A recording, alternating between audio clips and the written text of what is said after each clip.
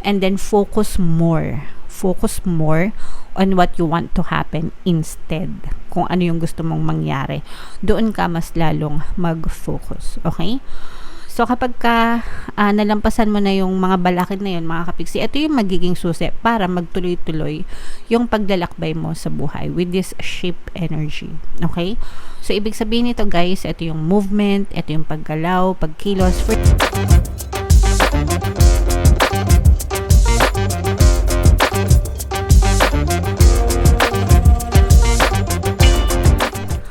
Hello guys, hello Capricorn. Anong paparating sa inyo? Isa na naman tayong timeless reading mga kapiksi para sa episode natin for tonight. Para sa Capricorn, Sun, Moon, Rising, Sign, and Venus. Pag sinabing timeless reading guys, anytime na mapanood nyo yung video, pwede siyang mag-resonate sa inyo. If in case hindi kayo naka-resonate right now, pwede siyang mag-resonate next time, next year, next month, next week, kahit kailan. Pwede nyo siyang balikan, and by those time mga kapiksi, maaari nang mag-resonate yung mga messages para sa inyo guys. Okay? So 5 card spread tayo using Lenormand card. Mga kapiksi, tingnan natin yung mga paparating sa inyo. So, itong combination ng mga cards natin, mga kapiksi, ito ay both positive and negative, no? Unang-una, we have the energy of swerte. Clover, guys, di ba?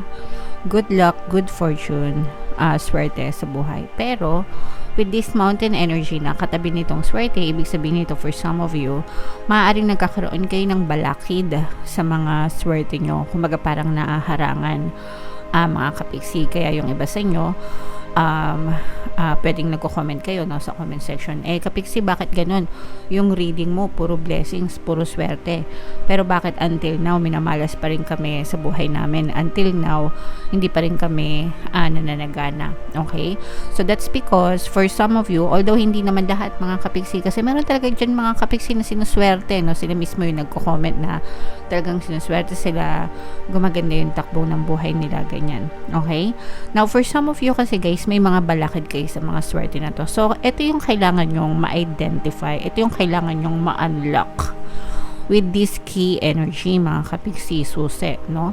Ibig sabihin, kailangan nyo siyang malaman kung ano yung mga balakid nyo. And most of the time, yung mga blocks na yun, yung mga balakid na yun, guys, yun yung mga negative emotions nyo, negative thoughts nyo, negative assumptions nyo to certain things in our life na nagiging cause ng balakid. And hindi ako nagkukulang dyan sa paalala sa inyo mga kapiksi, di ba?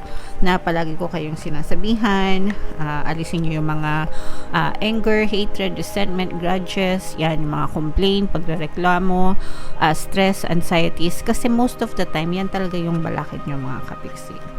And ang focus ng attention nyo, ibig sabihin baliktad, okay? Ganun lang naman yun pagka may balakid kayo. Ibig sabihin, imbis na nagpapasalamat kayo, nagrereklamo kayo. So, baliktad, no? Imbis na positive kayo, negative kayo. Imbis na ganahan kayo, nade-demotivate kayo. So, kailangan kasi you are always focused dun sa gusto nyo, regardless kahit ano pang nakikita nyo sa inyong physical reality. Syempre, mahirap, naiintindihan ko yan guys, mahirap magpaka-positibo kapag negative yung nangyayari sa buhay nyo, di ba? Pero, mahirap din mag-isip ng negative kasi masakit sa dibdib. Di ba? May naitulong ba yung pagiging nega nyo sa kakaisip ng negative circumstances? Wala din naman, di ba? So, parehas lang mahirap. Mahirap mag-isip ng maganda kapag ka nega yung nangyayari. Mahirap din mag-isip ng nega kapag ka nega na yung nangyayari kasi lalong nakakabigat ng damdamin. So, imbis na mag-nega kayo, guys, magpaka-positive kayo and focus on your desires, focus on your goals and dreams hanggang sa ma-overcome nyo yung mga balakid nyo. You have to make small changes, little changes, mga habits, mga patterns nyo, mga belief system nyo, hanggang sa tuluyan nyo ma-overcome itong mga balakid na to, and tuluyan ng pumasok yung swerte sa buhay nyo. Kasi may swerte, no? May mga balakid lang kayo. And ito yung mga kanigahan nyo sa buhay, mga kapiksi. Okay? So, ikaw ang susi, guys, no?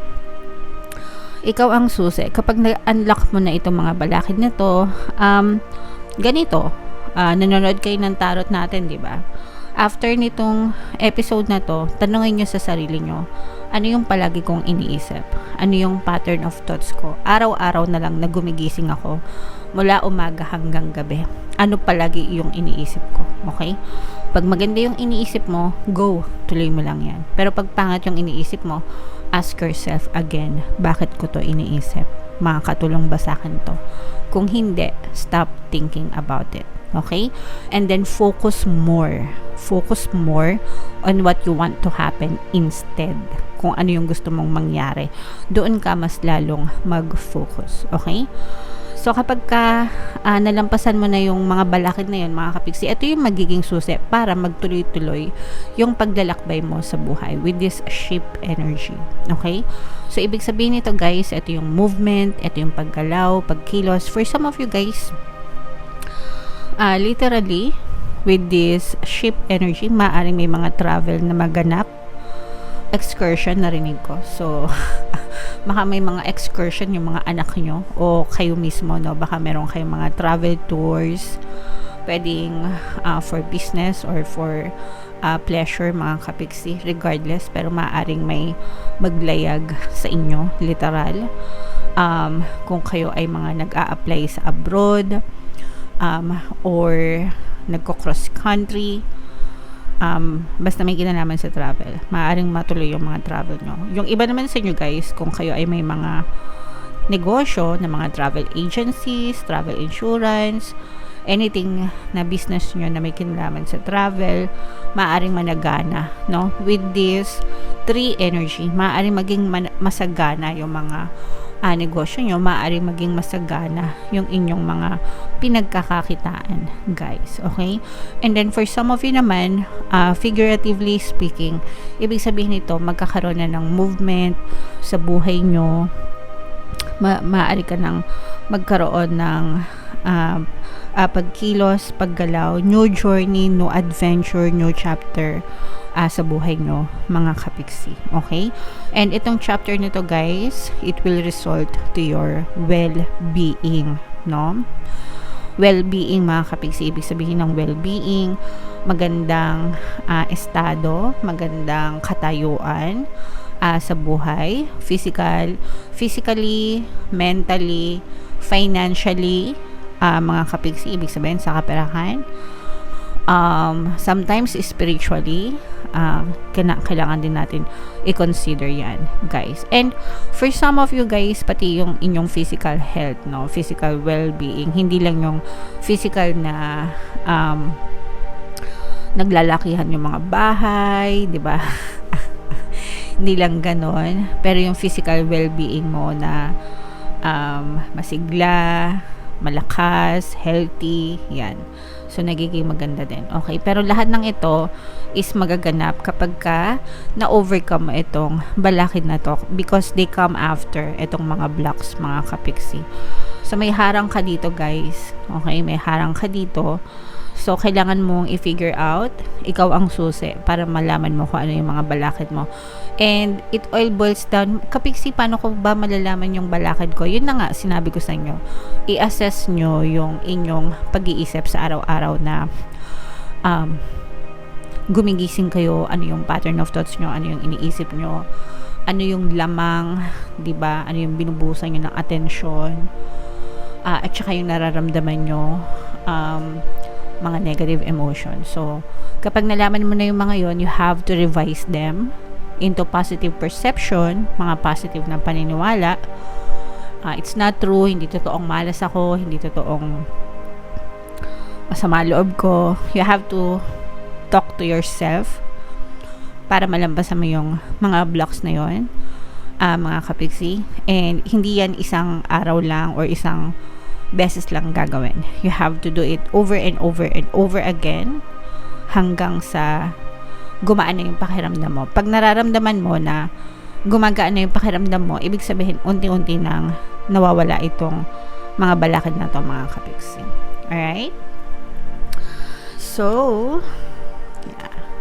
Comment down below, guys, if feeling nyo nakaresonate kayo dyan. Capricorn, sa mga mensahe na yan. Tingnan natin yung mga additional message for you guys. Shuffle natin to. Habang sinushuffle ko to, panoorin nyo muna yung video natin regarding sa ating paano mag-manifest ng abundance video course. Kapiksi, sawa ka na ba sa mga struggles at hirap sa buhay mo? Masipag ka ba at masikap sa buhay ngunit hindi ka pa rin umaasenso? Ilang beses ka na bang nag-attempt mag-negosyo at mag-invest pero palagi ka pa rin nalulugi? Sa pagkakataon na ito ay maaaring may subconscious beliefs ka na nagiging balakid sa iyong pag-unlad at pagyaman. Introducing, paano mag-manifest ng abundance video course. Dito ay matututunan mo ma-overcome ang mga balakid mo para tuluyan ka ng umunlad, umasenso, sumagana, maging matagumpay, successful at maswerte sa iyong kabuhayan, pera, trabaho, negosyo, salapi at kaperahan ng bonggang-bongga. Dali, mag-send na ng email sa pinoypixie@gmail.com at simulan na ang iyong pagyaman ngayon. Alright, so sa lahat ng gusto mag-avail ng course guys, yung promo natin for September, magbibigay tayo ng 500 pesos na discount until September 30 guys, kaya i-avail nyo na yan. Sobrang ganda. And meron din tayong bagong course, paano mawala ang third party at magkaroon ng harmonious na relationship para mawala yung mga kabit ng mga jowa nyo guys. 20% discount naman yan until September 30, so i-avail nyo na mga kapiksi. Sobrang ganda.